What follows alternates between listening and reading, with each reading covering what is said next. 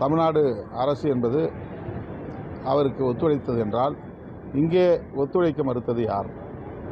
வெறும் செந்தில் பாலாஜி அவர்களை மட்டுமே குற்றவாளி என்று சொல்ல விரும்புகிறாரா?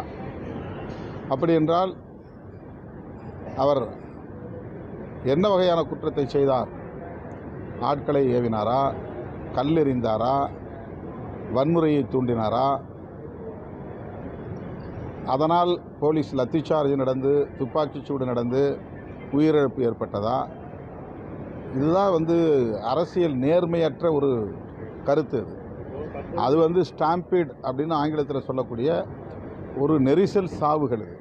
கூட்ட நெரிசலில் இறந்துருக்கிறாங்க. ஒரு ஸ்கொயர் மீட்டரில் 4 பேர் அல்லது 5 பேர் தான் நிற்க முடியும். ஆனால் 10 பேர் 15 பேர் நிற்கிற அளவுக்கு கூட்டம் அந்த இடத்துல திரண்டு இருக்கிறாங்க. 10 மணி நேரம் காத்திருக்கிறாங்க. அதனால் ஏற்பட்ட ஒரு தற்காப்பு முயற்சி. நம்ம பிழைச்சா போதும் அப்படின்னு ஒவ்வொருத்தரும் அங்கேருந்து தப்பிக்க முயல்கிறார்கள். அதில் கீழே பேலன்ஸ் பண்ண முடியாமல் விழுந்தவங்க மேலே மற்றவங்களாம் ஏறி மிதித்து ஓடினதுனால ஏற்பட்ட சாவு அப்படிங்கிறது 100 விழுக்காடு கண்கண்ட உண்மை. அதை போய் மறைச்சி அதில் ஒரு சதி இருக்குன்னு சொல்கிறதும், உள்நோக்கம் கற்பிப்பதும், திமுக அரசு மீது பழி போடுவதும் இது மிக மிக ஆபத்தான ஒரு அரசியல். அவருக்கே இது நல்லதல்ல. இது அவர் சுயமாக சிந்தித்து சொன்னதாக நான் பார்க்கல. அவர் கூட சுற்றி இருக்கிறவங்க அவரை உசுப்பேற்றி அவருக்கு இந்த மாதிரி இன்புட்ஸ் கொடுத்து இப்படி பேசுங்கன்னு அவருக்கு ஒத்திகை செய்து பேச வைக்கிறார்கள். அவர் என்றைக்கு சுயமாக சிந்தித்து செயல் திட்டங்களை வரையறுக்கிறாரோ அப்போதுதான் அவருக்கு ஒரு நல்ல அரசியல் எதிர்காலம் உருவாகும். அரசியல் அனுபவமற்றவர்களாக அப்படின்னு நான் சொல்ல வரல.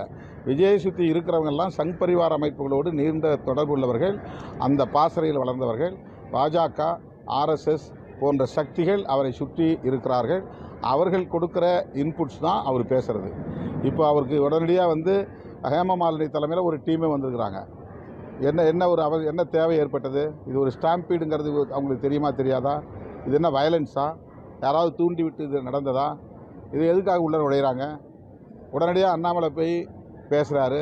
விஜய் மேலே தப்பு இல்லை, அரசாங்கத்து மேலே தான் தப்புங்கிறாரு. அது யார் இப்போ அப்படி யாராவது பொதுமக்கள் சொன்னாங்களா? இவராக ஒரு ஒப்பீனியன் கிரியேட் பண்ணுறாங்க, ஒரு கருத்துருவாக்கம் செய்கிறாங்க. இந்த அரசியல் அவருக்கு எதிராக போய் முடியும். கடைசி கேள்வி சார், இப்போ முக்கியமான கேள்வி இப்போ தற்போது இந்த கூட்டங்களுக்குள்ள ஆம்புலன்ஸ் வரது மிகவும் ஒரு சர்ச்சையாகிட்டு இருக்கு. எடப்பாடியோட கூட்டமாக இருக்கட்டும், இப்போ நடிகர் விஜயோட கூட்டம், இதெல்லாம் என்னங்க இது? ஆம்புலன்ஸ் அனுப்பி என்னங்க பண்ண முடியும்? ஆம்புலன்ஸ் எங்கள் கூட்டத்திலே பல முறை வந்திருக்கு. நாங்கள் நிறைய காட்டவா சான்ஸ்? இது எக்ஸாம்பிள் காட்டவா? எங்கள் கட்சி தொண்டர்கள்லாம் ஆம்புலன்ஸ் வந்தால் வழியை ஒதுக்கி